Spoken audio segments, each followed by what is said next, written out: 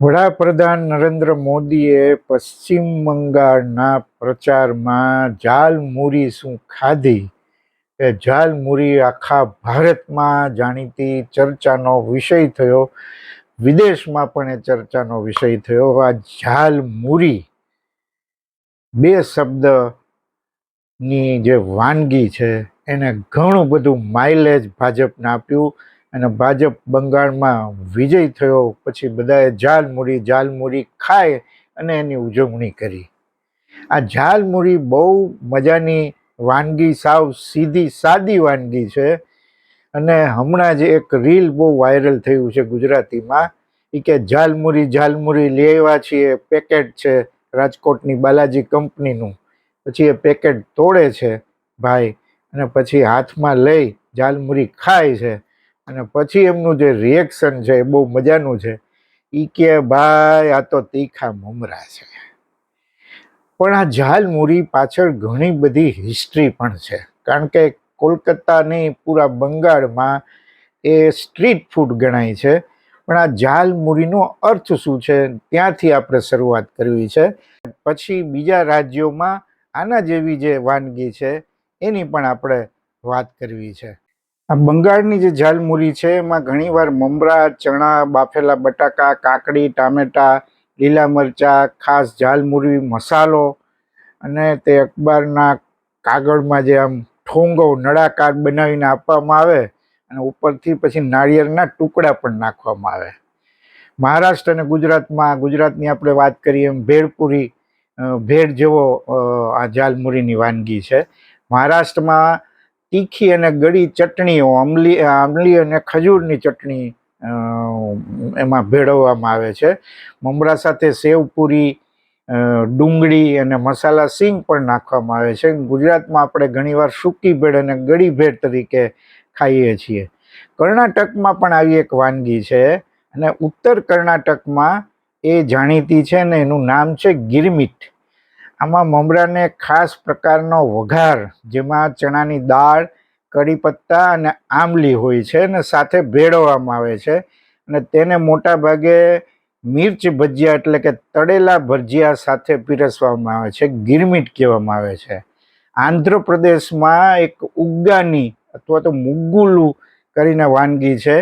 એ મમરા બહુ અદ્ભુત, જરા જુદી રીત છે આખી એની. મમરાને પાણીમાં પલાળી અને પછી વઘારવામાં આવે છે, જેમ આપણે ત્યાં પૌવા આપણે પાણીમાં ધોઈ અને વઘારીએ છીએ એમ. અને એની સામગ્રી એને મુગ્ગુલું પણ કહેવામાં આવે છે અને તે રાયલસીમા વિસ્તારમાં નાસ્તા તરીકે બહુ પ્રખ્યાત છે. બિહાર ને ઝારખંડમાં પણ આવી વાનગી મળે છે. એને મૂરી કચરી કહેવામાં આવે છે અને એની ખાસિયત શું છે કે મમરાની સાથે કચરી એટલે ડુંગળી કે ચણાની દાળના ભજીયા મિક્સ કરીને ખાવાનો રિવાજ છે.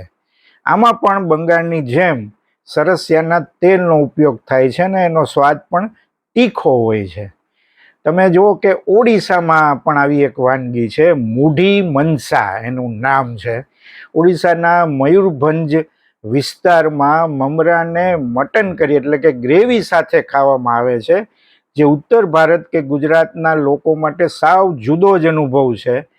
એટલે મૂળ આ મમરા જે છે, મમરો મૂક્યો આપણે એમ કહીએ, વડાપ્રધાને ઝાલમુરી ખાય અને મમરો એવો મૂક્યો અને પછી બોલ્યા હતા કે ઝાલમુરી મેને ખાઈ હૈ લેકિન લગી કિસી કો હૈ.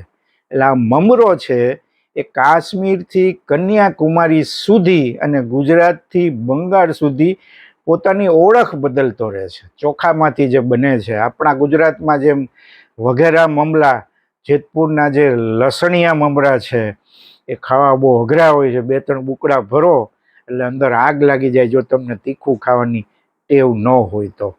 એટલે આ ઝાલમુરી, વઘારેલા મમરા, તીખા મમરા અને એ ઉપરાંત ભારતમાં જુદી જુદી રીતે આ ઝાલમુરીની વાનગીઓ અલગ અલગ નામે ઓળખાય છે ને અલગ અલગ એની રેસીપી છે.